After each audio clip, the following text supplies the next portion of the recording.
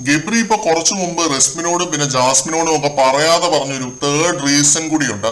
ഇങ്ങനെ മാനസികമായി തളർന്നു പോയതിൽ ഗബ്രിയുടെ തേർഡ് റീസൺ അത് ഗബ്രിയുടെ ചേച്ചിയും ചേച്ചിയുടെ ഹസ്ബൻഡുമാണ്. അവര് കൊടുത്ത ഒന്ന് രണ്ട് സൂചനകളാണ് ഇന്നലെ ആ ഒരു വീട്ടില്.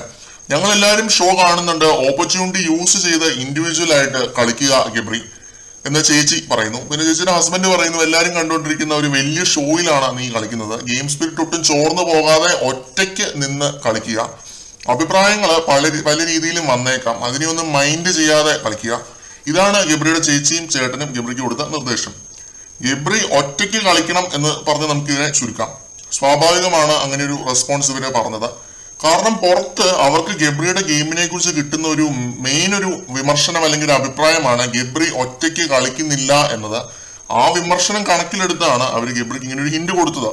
അതും ഗബ്രിയുടെ മനോവിഷമത്തിന് ഒരു വലിയ കാരണം തന്നെയാണ് എന്ന്.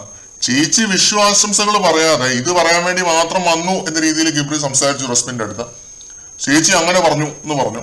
വിമർശനവും ഹിന്റും ഒക്കെ കണക്കിലെടുത്ത് ഒന്ന് നന്നാവുക എന്നൊന്നുള്ള ഒരു ചിന്തയേ ഇല്ല ഈ പുള്ളിക്ക്. അതെല്ലാം ആലോചിച്ചു കൂട്ടി മനസ്സ് വിഷമിപ്പിച്ചിരിക്കുകയാണ് ഗബ്രി.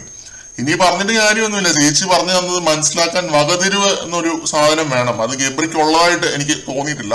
വീണ്ടും ഐ ലവ് യു എന്നൊക്കെ പറയുന്നുണ്ടായിരുന്നു ജാസ്മിന്റെ അടുത്ത്. ഇതിനെക്കുറിച്ച് അൻസിബയും പറയുന്നുണ്ടായിരുന്നു ഋഷിയോട് ലൈവില്. ഗബ്രിയുടെ ചേട്ടനും ചേച്ചിയും പറയുന്നത് കേട്ടിട്ട് എനിക്ക് വിഷമമായി എന്നൊക്കെ അൻസിബ പറയുന്നുണ്ടായിരുന്നു. എന്തായാലും കൊള്ളാം. ഈ ഒരു ഹിന്റും കൂടിയാണ് ഗബ്രിയുടെ മനോവിഷമത്തിനുള്ള മൂന്നാമത്തെ കാരണം. ബാക്കി രണ്ട് കാരണങ്ങൾ നമ്മൾ വേറൊരു വീഡിയോയിൽ പറഞ്ഞിട്ടുണ്ടായിരുന്നു. അത് വേണമെങ്കിൽ നിങ്ങൾക്ക് കാണാം, എൻകാർഡായിട്ട് കൊടുത്തേക്കാം. മറ്റൊരു അപ്ഡേറ്റുമായിട്ട് വീണ്ടും കാണാം.